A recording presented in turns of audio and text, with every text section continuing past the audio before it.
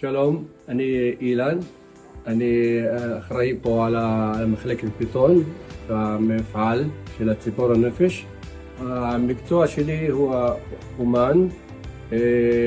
אני קיבלתי איזה מכה רצינית והייתי צולל בחיפה, באיזה חוף בחיפה, ואז שעליתי למים בסירה ופגע לי בראש, במנוע של הסירה, ומאז קשה לי לדיבור, יש לי ממש דיבור מאוד קשה, ויש לי בעיה של יד ורגל של שיתוק.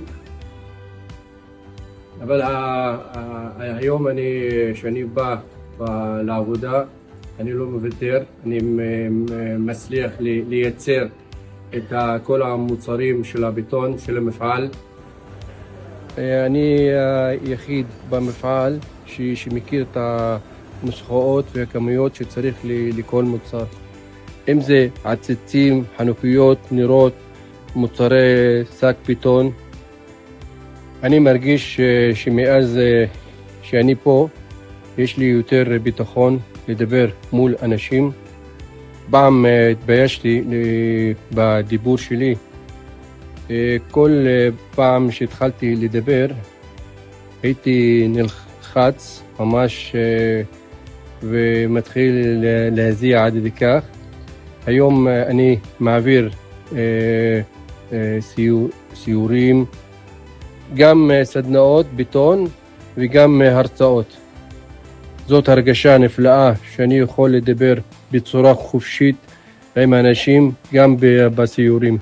כשאני מגיע כל בוקר לעבודה, אני מביא את האמנות שלי לידי ביטוי. אם אתם מגיעים לעוספיא, תהיו נחמדים, תקפצו לקפה. אני אשמח לארח אתכם בסדנה שלי. זה נותן לי המון סיפוק ותחושה של יכולת מסוגלות למרות כל המוגבלות שיש לי. וכנפה עליי, ואני מחכה לכם, אוקיי?